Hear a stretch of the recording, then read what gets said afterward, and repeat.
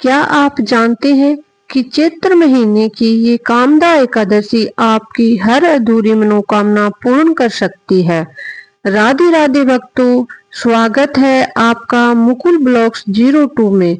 आज मैं आप सभी के साथ साझा करने वाली हूँ कामदा एकादशी की संपूर्ण पूजा विधि।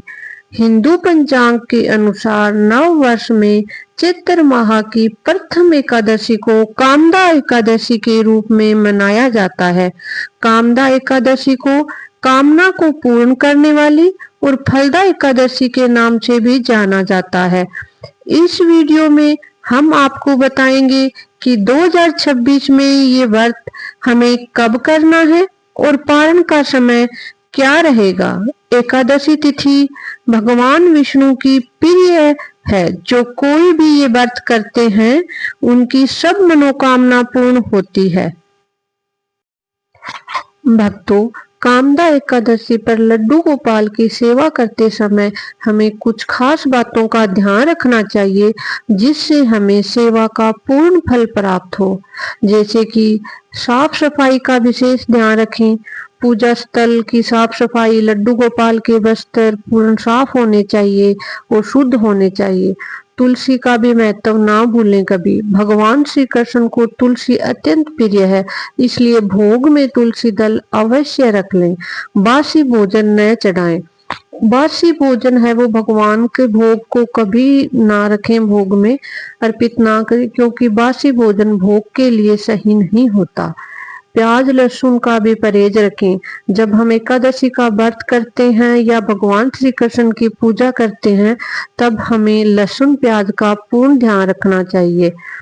लड्डू गोपाल को अकेला ना छोड़ें। जैसे वो अगर हम उन्हें अपने बच्चे की तरह मानते हैं या भी कोई भी रिश्ता हम उनसे रखते हैं तो हम क्या हमारे रिश्तों को अलग रखते हैं?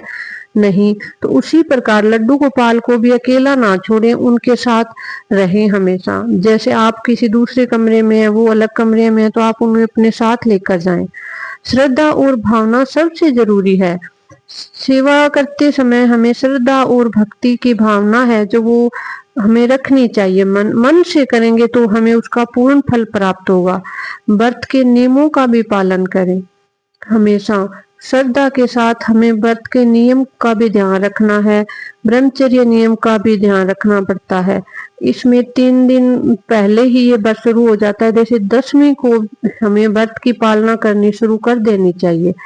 क्रोध और नकारात्मकता से हमें दूर रखना चाहिए।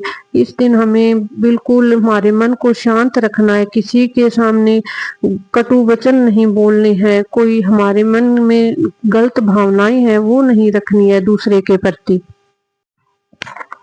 यहाँ हम अपने लड्डू गोपाल जी को स्नान करा रहे हैं, जिसके लिए हमने शुद्ध ताजा जल लिया है। एकादशी पर लड्डू गोपाल को पंचामृत से स्नान कराते समय पंचामृत में तुलसी का पत्ता ना डालें, जबकि प्रसाद वाले पंचामृत में तुलसी का पत्ता जरूर डालें, जो एकादशी के पहले दिन तोड़कर रखें, क्योंकि एकादशी के दिन तुलसी का पत्ता तोड़ना निषेध है। और रविवार के दिन भी आप तुलसी का पत्ता ना तोड़ें। अगर पहले दिन रविवार है तो भी उससे भी पहले दिन तोड़ के रखें। ना एकादशी को तोड़ें और ना रविवार को तोड़ें। तुलसी का पत्ता हमें इन 2 तिथियों को के आस को नहीं तोड़ना चाहिए, इनके पहले तोड़ लेना चाहिए। आप पूजा के लिए जो चौकी लगाते हैं उस पे जो वस्त्र बिछाते हैं तो वो वस्त्र आप पीले रंग का बिछाने की कोशिश करें। पीला रंग है जो भगवान विष्णु का माना जाता है। और उस दिन आप लड्डू गोपाल को भी पीले रंग के ही वस्त्र पहनाएं। आपके पास अगर कान्हा जी हैं तो उनको पीले रंग के वस्त्र पहनाएं, ड्रेस पहनाएं। भगवान विष्णु को पीला रंग अति प्रिय है। आज हमने कान्हा के लिए खास पीले रंग के वस्त्र व ताजे फूलों का श्रृंगार चुना है। आपके पास अगर विष्णु भगवान की चतुर्भुज मूर्ति है तो आप उसका पूजन कर सकते हैं। नहीं तो शालिग्राम जी है तो आप उसका भी पूजन कर सकते हैं। एकादशी के व्रत में भगवान विष्णु का रूप की पूजा होती है, तो शालिग्राम भगवान भी भगवान विष्णु का ही रूप है। और आपके पास शंख है तो आप लड्डू गोपाल को शंख से स्नान कराएं, क्योंकि ये बहुत ही शुभ माना जाता है। आपके पास अगर कोई भगवान विष्णु की प्रतिमा है तो आप वो रखें और आपको गंगा जल का छिंटा जरूर दें। प्रतिमा या कोई भी आप पूजा स्थल तैयार करें, उस पे गंगा जल का छिंटा देकर उन्हें सब चीजों को शुद्ध कर लें। आप ये पूजा आपके घर के मंदिर में भी कर सकते हैं और अलग चौके लगाकर भी कर सकते हैं। 2026 में ये व्रत 29 मार्च को किया जाएगा, क्योंकि सूर्योदय के समय एकादशी तिथि 29 मार्च को मौजूद है, इसलिए इसे उदय तिथि के अनुसार इस दिन मनाया जाएगा। पारण का समय अर्थात व्रत खोलने का समय 30 मार्च 2026 सुबह 6:20 से 7:12 के बीच रहेगा। एकादशी व्रत 3 दिवसीय व्रत होता है। 10वीं तिथि से ही व्रत के नियम शुरू हो जाते हैं, जैसे कि हमें सात्विक रहना होता है, ब्रह्मचर्य का पालन करना होता है।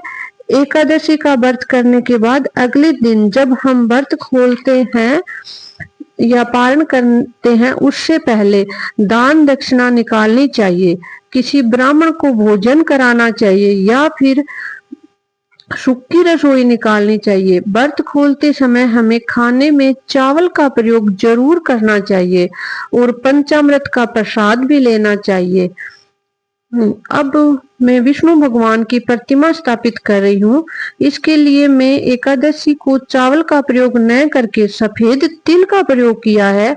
फिर मैंने तिल रखकर विष्णु भगवान की प्रतिमा स्थापित की है। फिर मैंने गणपति बप्पा की मूर्ति स्थापित की। अगर आपके पास गणपति बप्पा की प्रतिमा नहीं है तो आप सुपारी को गणपति बप्पा बना सकते हैं, उन पे मोली बांधकर गणपति बापा बनाकर उन्हें स्थापित कर सकते हैं। फिर भगवान विष्णु को फूलों की माला समर्पित की है।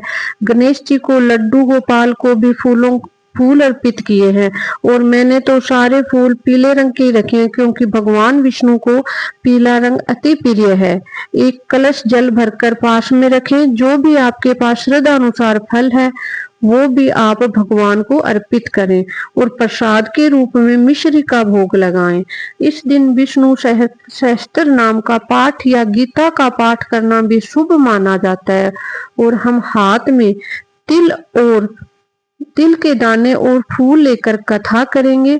अगर आपके पास व्रत कथा नहीं है तो आप इसे सुन भी सकते हैं, और अगर आप व्रत नहीं कर सकते, किसी कारणवश आप अगर व्रत नहीं कर सकते तो पूजा भी कीजिए भगवान विष्णु की एकादशी की और कथा भी सुनिए, जिससे आपको फल प्राप्त होगा।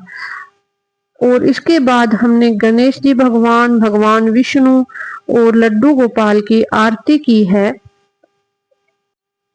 भक्तों, मैंने तो अपने कान्हा का नाम मुकुल रखा है। आपने अपने कान्हा का नाम क्या रखा है मुझे कमेंट बॉक्स में जरूर बताएं।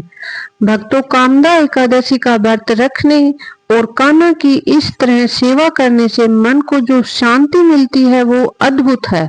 अगर आपको आज की ये छोटी सी सेवा पसंद आई तो कमेंट में जय श्री कृष्णा जरूर लिखें। ऐसे ही और भक्ति में ब्लॉग्स के लिए मेरे चैनल मुकुल ब्लॉग्स 02 को सब्सक्राइब करना न भूलें। मिलते हैं अगले ब्लॉग में, तब तक के लिए राधे राधे, धन्यवाद।